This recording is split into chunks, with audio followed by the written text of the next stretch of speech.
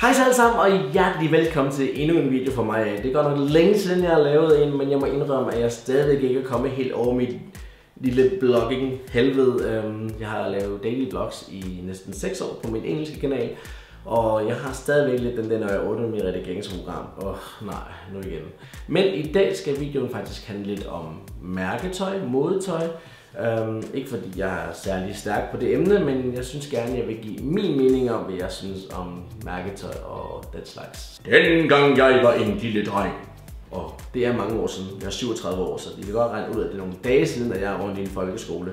Ligesom dengang er der også i dag meget fokus på mærketøj og modetøj, og det er det, jeg gerne vil snakke lidt om i dag. Da jeg gik i folkeskole, der var det helt store mærke H2O.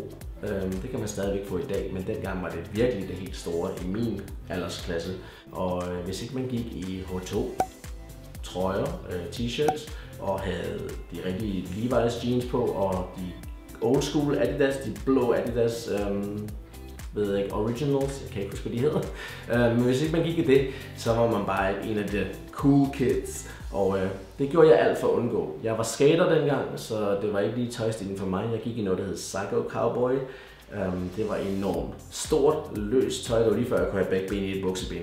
Hvis I gerne vil vide lidt mere om Psycho Cowboy, så kan I gå ind og google det. Bare skriv old school Psycho Cowboy, og I vil se noget rimelig flippet kluns, men det var det, jeg gik i dengang. Jeg var meget rebelsk, ikke over for mine venner, men for at gå i tøj, som alle de andre.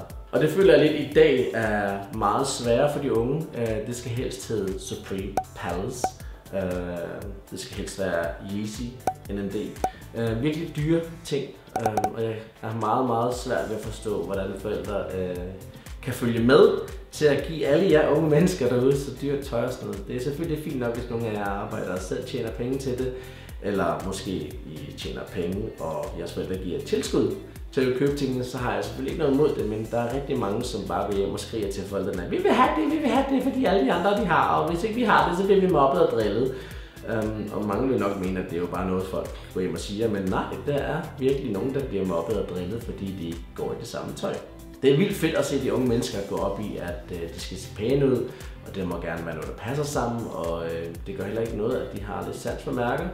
Men det behøves ikke nødvendigvis at være Palace, Supreme og hvad de ellers hedder, de dyre mærker derude. Det kan lige så godt hedde H&M og hvad det ellers er. Der er mange mærker, og i min verden betyder det mere, at man kan have noget tøj, som er behageligt at gå i, som også ser lidt pænt ud. Men det behøver ikke at have et prismærke, som nærmest skraver dine forældres pengepunkt under jorden efter 2 dage i den nye måned. I skal huske på, at jeres forældre skal arbejde mange timer for at kunne købe jer for eksempel en t-shirt til 500-600 kroner. Det lærer I, når I bliver noget ældre. Så dem af jer, der allerede har et arbejde, som selv tjener jeres egen lommepenge, I ved sikkert allerede, hvor meget man skal egentlig arbejde for at kunne købe sådan nogle ting. Jeg går ikke særlig meget op i mærketøj, det har jeg aldrig gjort, som I ved, jeg har set i mange videoer, så sidder jeg bare i en almindelig sort t-shirt normalt. Den er købt i New Yorker, der køber jeg meget mit tøj, det er super billigt, det er reklame, så det er New Yorker, hvis I ser det. I må godt se nogle outfits. Men jeg køber det i New Yorker, fordi det er billigt, og det er ganske udmærket, og det ser pænt ud.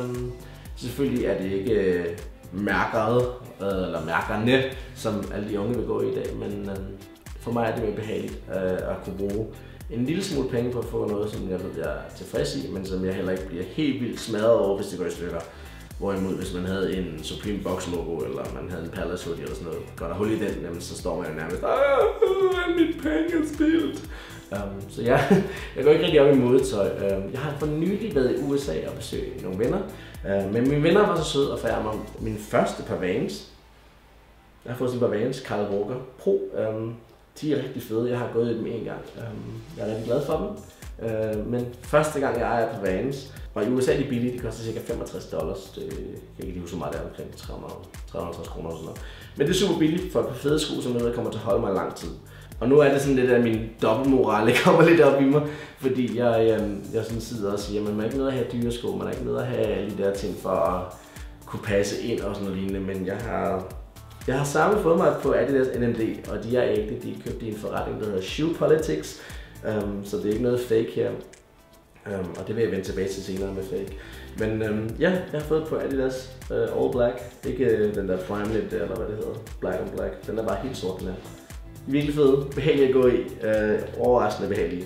Men for at vende tilbage til pengedelen i tøjmode og ting og sager i dag. Der er nok mange af jer, der måske er enige med mig. Der er også nogen, der sikkert er uenige. Skriv det i kommentarerne. Men i min verden, der virker det komplet hul i hovedet at gå ud og måske bruge en, jeg ved ikke, hvad koster en Supreme Box logo, hvis du får dit drop, 800 kroner, og hvis du køber den sådan en reseller, så kan den gå meget højere. Det ved jeg ikke noget om. Jeg har ikke sådan rigtig styr på det marked.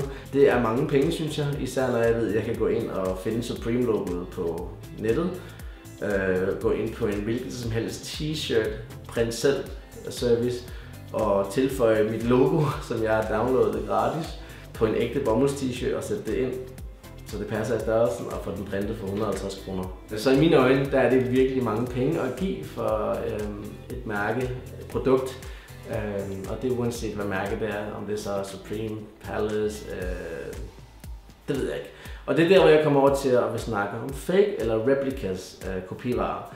Jeg har intet imod, at folk kører kopivarer. Jeg synes, det er helt fint. Jeg kan sagtens forstå, at nogle mennesker gør det, fordi det er virkelig mange penge at skulle give for den ægte vare, især med Yeezy. Det er jo klart, at ikke alle mennesker har råd til at gå ud og købe sådan et par, fordi der er folk, der sidder og venter på det i drop. Men det er virkelig nederen for dem, som gerne vil have dem og gå i dem, at der sidder en hel flok derude som reseller og får droppet og kun har én ting i tankerne at sælge dem videre og tjene flere penge. Det kan jeg godt forstå, at nogen vil, men det er ærgerligt for dem, som gerne vil have varen for at bruge den. Jeg kan da sagtens forstå, at nogen de vælger at gå ind og bruge måske 1000 kroner på at købe på fake replica. Selvfølgelig er prisen tæt på at købe de autentiske, når de kommer ud i drop, men chancen for at få dem i drop er så lille. Så ja, jeg kan godt forstå, at folk går ud og bruger penge på at købe på fake Yeezy. Den her, Pirate Black. Og I griner nok, fordi de er så fake, som noget kan være, fordi de købt på, jeg tror det er iOffer, og det koster cirka 80 kroner, og I kan se, hvor fake de er, når jeg vender dem om, fordi sålen den er malet. Ja, det er på fake Yeezy. Ikke engang en god kopi, men jeg bruger dem kun som hjemmesko. Jeg kunne ikke finde på at gå i dem udenfor. Ikke fordi jeg har noget folk siger, men jeg tror faktisk, jeg har haft dem på en Netto et par gange eller sådan noget. Men det betyder ikke så meget for mig, om folk ser mig i dem, men det er mere fordi, at jeg vil gerne bruge dem som min egen hjemmesko herhjemme. Men selvfølgelig kunne jeg godt tænke mig at pakke til Yeezy. Jeg kunne bare ikke tænke mig at bruge de penge på det. Så hvad er jeres mening til fake og replicas og sådan noget lignende der? Fordi selvfølgelig er det jo, at man brænder lidt de ægte mærker af ved at bruge penge på kopivarer. Men så igen, så kunne man måske lade være med at få de ægte varer til at lave sådan en ekstrem efterspørgsel på deres varer, fordi det er jo ikke mange par Yeezy, der bliver droppet hver gang. Og når du alligevel kan gå ind på en hvilken som helst hjemmeside som yesyeezy.cc eller yesyeezy.club og købe en kopivare til under den normale retailpris, og så stadigvæk få en vare, som altså næsten 100% tæt på. Fordi de har jo stort set det rigtige boost efterhånden, de har stort set det rigtige materiale efterhånden, de ligner så meget. Og hvis du går på gaden i på fake Yeezy, medmindre de er så fake, at man bare tænker, okay, det er sådan mine her. Men hvis du går på gode replicas, der er ikke nogen, der vil gå på gaden og pege fingre og sige fufu. En vild fremmed vil der aldrig gå over og gøre det. Vil du gøre det til en anden, hvis du kan se, at han har en fake tropper? Ja, den er fake! Du kender ikke personen, vil du gå og skrige, at den er fake i hovedet på ham? Selvfølgelig vil man da ikke det, medmindre man er ekstrem idiot og psykopat. Så ja, i min verden, hvis du kan købe en replika, en fake eller noget, så gør da gerne det. Og spar dine penge og brug dem på noget andet. Min idé i det hele ligger i. Tænk på, hvis du køber, lad os sige, en Supreme Box logo. Det er kun fordi jeg kender den, så jeg lige nævner den. Men hvis du har købt sådan en, eller fået den i drop til 800 kroner, udover at hvis ikke du selv har betalt, dine forældre har, så har de arbejdet en del timer for at kunne tjene den til dig, medmindre de har et rigtig godt arbejde. Men 800 kroner kan faktisk få dig til næsten hver eneste destination i Europa på flybillet. Gå ind og kig det, hvis I har lyst, men sådan er det min opfattelse, det er det pengemæssigt, at man kan få en masse oplevelser for samme penge, som du kan få en t-shirt for. Det er sådan, jeg ser på det. Men skriv jeres kommentarer nede i kommentarfeltet. Hvad synes I om for eksempel, at mærketøj er så hyped? Hvad synes I om at gå i fake replika? Er der nogen af jer derude, som bliver mobbet, fordi I måske ikke har råd til at gå i de samme mærker som nogle af jeres kammerater? Eller er der nogen af jer, som bare er fuldstændig ligeglade og går stik imod strømmen og bare køber et billigere tøj og rocker det fuldt ud på den fede måde? Så ja, Det var bare lige en lille video, jeg havde lyst til at lave, fordi jeg synes, at jeg ser så mange unge mennesker i dag, der bruger enormt mange penge på tøj. Og for mig virker det som om, de ikke har værdien, eller forstår værdien af det, de går i, fordi pengene bare nærmest er kommet fra forældre eller et eller andet. Så især også fordi der er mange, der skal konfirmeres nu. Tænk jer nu om, inden I bruger alle jeres penge på mærketøj, fordi det er igen kun tøj. Så det var bare sådan en lille heads up.